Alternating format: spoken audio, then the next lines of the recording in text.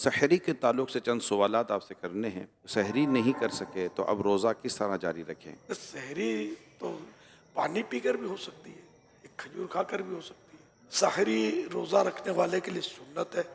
اگر سحری کے بغیر بھی کوئی روزہ رکھتا ہے روزہ ہو جاتا ہے، جو لوگ بغیر سحری کے روزہ رکھ لیتے ہیں کیا وہ گناہ گار ہیں؟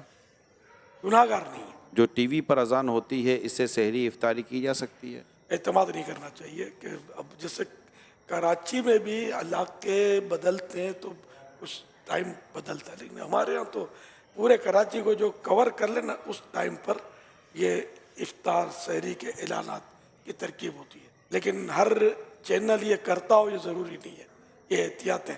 کیا سحری کرنے کے بعد دعا قبول ہوتی ہے؟ سحری کے بعد دعا قبول ہوتی ہے۔ سحری کس چیز سے کرنا سنت مبارکہ ہے؟ کھجوروں کا تو حدیث پاک میں تذکرہ ہے۔ اللہ پاک کے پیارے حبیب صلی اللہ علیہ وسلم نے ارشاد فرمایا نعم السحور التمر، یعنی کھجور بہترین سحری ہے۔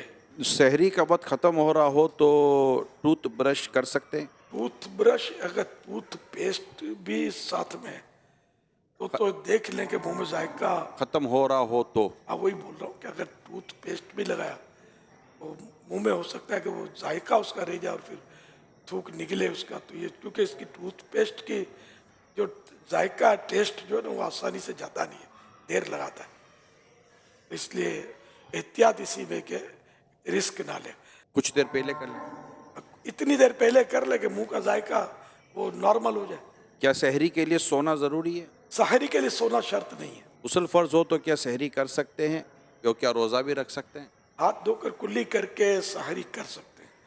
اگر کسی نے روزہ بھی رکھا اس حالت میں تو روزہ فرض ادا ہو جاتا ہے اس کا، لیکن یہ کہ اگر نمازیں بھی قضا ہو جاتی ہیں تو پھر تو سخت گناہ گار ہے۔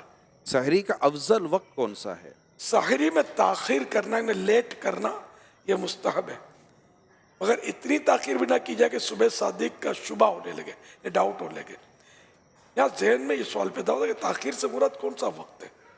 مفتی احمد یار خان صاحب فرماتے ہیں اس سے مراد رات کا چھٹا حصہ ہے، تو چھٹا حصہ جو ہے وہ افضل ہے۔ سحری کرنے کی کیا کیا نیتیں کی جا سکتی ہیں سحری میں؟ بہترین نیت یہ ہے کہ میں سرکار صلی اللہ علیہ وسلم کی سنت پر عمل کر رہا ہوں، روزے پر اس سے قوت حاصل کروں گا، واقعی روزے پر قوت حاصل ہوتی ہے۔ اب رات بھر کھائے پیے نہیں پھر روزہ رکھے گا تو جو حالت ہوگی، جب بھی کھانا کھائیں کوئی مطلب ایسی چیز جس سے قوت حاصل ہوتی ہو تو پھر اس میں یہ نیت اتنی کم از کم نیت کر لینی چاہیے کہ عبادت پر قوت حاصل کرنے کے لیے کھا رہا ہوں، یہ کہ بسم اللہ پڑھ کے کھاؤں گا، سحری کے بعد دعا کروں گا کہ سحری کے بعد دعا قبول ہوتی ہے، اس طرح مزید نیتیں اضافہ کر سکتے ہیں۔ روزے کی نیت کیا زبان سے کرنا ضروری ہے؟ نہیں، دل میں نیت ہونا کافی ہے۔ اب دل میں نیت ہے اور زبان سے کہہ لینا اچھا ہے۔